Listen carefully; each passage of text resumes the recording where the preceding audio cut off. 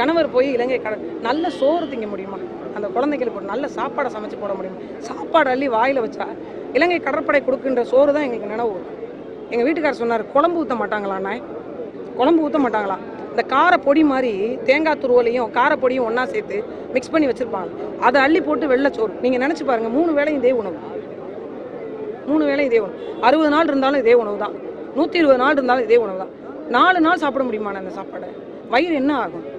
நான் எங்கள் வீட்டுக்காரர் கடல்லேருந்து அங்கே இலங்கையிலேருந்து வந்த பிறகு 60 நாள் அவருக்கு வந்து மருத்துவ சிகிச்சை கொடுத்துட்டேன். 60 நாள் சரியாக சாப்பிட முடியாது அவரால், சரியாக தூங்க முடியாது அவரால், அவ்வளவு நெருக்கடிகள். இந்த 60 நாளும் நாங்கள் பட்ட வேதனை இருப்பாங்க. என் பிள்ளை காலையில் எந்திரிச்சோடனே அப்பா எங்கன்னு கேட்பேன். இங்கே இருக்கிற ஒவ்வொரு பெண்களுக்கு அதான் நிலைமை.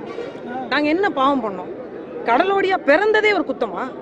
இந்த கடல் சமூகத்தில் இந்த தொல்குடி மக்களாக பிறந்தது ஒரு குத்தமான்னு கேட்குறோம். வேற என்ன நாங்கள் பாவம் பண்ணோம்? எங்களுடைய கச்சத்தீவை நீங்கள் கொடுத்துட்டு எங்கள் இடத்துக்கு நாங்கள் போகும்போது நீங்கள் அத்துமீறி இங்கே உள்ளே வருகிறீங்க. இந்த கோடு பார்டர் லைனை யார் போட்டது? யாரை கேட்டுட்டு போட்டீங்க? இந்திய அரசும் இலங்கை அரசும் வந்து உட்கார்ந்துக்கிட்டு பேசுவீங்களா எங்களுக்கான நிலத்தை நீங்கள் ஊறு போடுறதுக்கு? எங்களையே அதில் உள்பங்கீடாக நீங்கள் வைக்கல? அதிகாரத்துவம் நபராக நீங்கள் ஏன் வைக்கல? எங்களுக்கான பிரதிநிதித்துவத்துக்காகவாது எங்களை நீங்கள் உட்கார வச்சிருக்கணும்ல? யாரை கேட்டு எல்லைக்கோடு போட்டீங்க? இந்த எல்லைக்கோடு யாரால் வரையறுக்கப்பட்டது?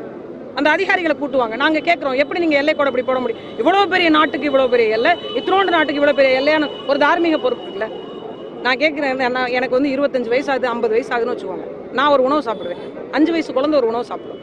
5 வயசு குழந்தை கொடுக்குற உணவை எனக்கு கொடுத்துட்டு எனக்கு கொடுக்குற உணவை 5 வயசு குழந்தை கொடுத்தா இது உண்மையிலேயே சமூக நீதியா, சமநீதியான்னு கேட்குறேன். இல்லை, நாங்கள் அப்படி கூட கேட்க வரல. இரு நாடுகள் உட்காந்து பேசுங்க. இது மாதிரி அடிக்காதீங்க, கைது செய்யாதீங்க, அவமானப்படுத்தாதீங்க. எவ்வளோ கொடூரமான தண்டனைகள்லாம் நாங்கள் அனுபவிச்சது.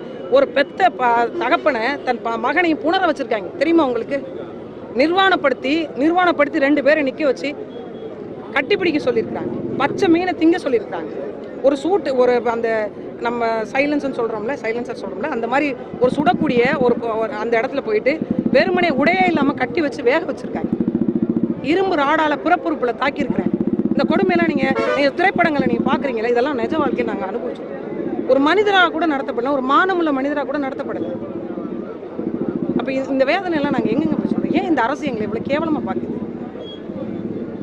அதனோட வலியும் வேதனை தான் இது. நன்றி.